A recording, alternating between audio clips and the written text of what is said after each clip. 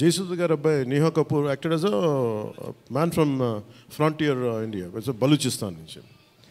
So అలాంటి క్యారెక్టర్స్ని తీసుకుని, ఎందుకంటే నాకు దట్ పర్టికులర్ క్యారెక్టర్ నేను అనుకున్నప్పుడు వాట్ కెన్ బి ఇన్క్లూడెడ్ అనుకున్నప్పుడు, I have included that part is only from taking the inspiration from frontier Gandhi, Khan Abdul Ghaffar ఖాన్ని థాట్లో పెట్టి. ఎందుకంటే సెకండ్ హాఫ్ చాలా ఎలాబరేట్గా ఉండేది కదా, దానికోసం నేను డిజైన్ చేసిన క్యారెక్టర్స్ ఫస్ట్ హాఫ్లో ఉంటే, but later it became part 1 part 2 అయ్యేటప్పటికి ఆ డీటెయిల్స్ లేటర్ సెకండ్ పార్ట్లో వస్తాయని చెప్పేసి దాన్ని ఎక్కువ రివీల్ చేయలేకపోయి ఈ పార్ట్ 1లో. అలాగే పార్ట్ 2 కూడా ఆల్మోస్ట్ ఒక 25 to 30% చేసాం. So that's where it stands. అది తొందరగా కూడా పార్ట్ 2 కూడా జరగాలని మనస్ఫూర్తిగా కోరుకుంటూ, అలాగే అసలు సినిమాని ఎట్లా ముందుకు తీసుకెళ్ళాలి, ఏమి చేద్దాం అంటే, నేను కంప్లీట్గా పొలిటికల్ ప్రాసెస్లో ఉండి నేను సినిమా రిలీజ్లు ఇవన్నీ నాకు నిజంగా తెలియదు, నేను పట్టించుకోవడం మానేశాను, చాలా సంవత్సరాలు అయిపోయింది.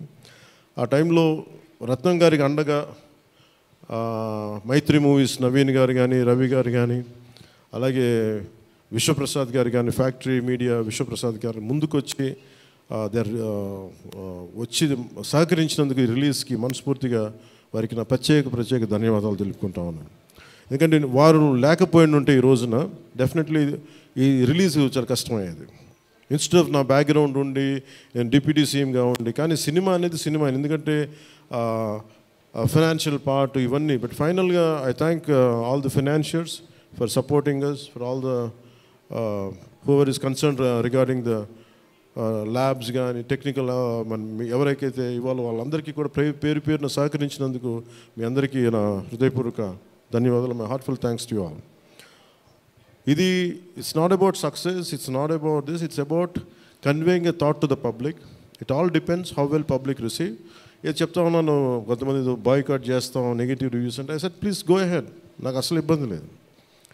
ఎందుకంటే నేను రోడ్డు మీదకి వచ్చి నేను ఏమనుకుంటానంటే, చాలాసార్లు నేను సినిమాలు ఆడనివ్వు, నేను రానివ్వు అంటే, ఎక్కడో నెల్లూరులో ఉండి చిన్న వీధుల్లో పెరిగినోడిని, ఇక్కడ దాకా రావడమే గొప్ప.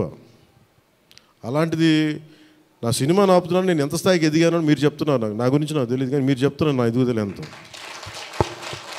ఎవడో ఒక హీరో ఒక సినిమా తీస్తే ఆ సినిమాని మిమ్మల్ని భయపెట్టేంత స్థాయిలో ఉందా? నా మీద కూర్చోబెట్టి ఒక క్విట్ ఇండియా మూమెంట్ ఇదేమన్నా, ఇదేనా క్విట్ ఇండియా మూమెంట్ లాగా? బాయ్గా అంటే ఏం చేస్తారు, చేసుకోండి అన్నాను. ఏం ఫరక్ పడుతుంది, ఏమీ తేడా పడుతుంది? నథింగ్. ఇవన్నీ చూడకుండా జీవితంలోకి వస్తామా? ఇవన్నీ ఇంతకుమించి మేము చూడలేదా? దెబ్బలు తినకుండా వస్తామా జీవితంలో? అందుకని ఇలాంటి తాటాకి చప్పుళ్ళకి మీరు పదే బెదరు.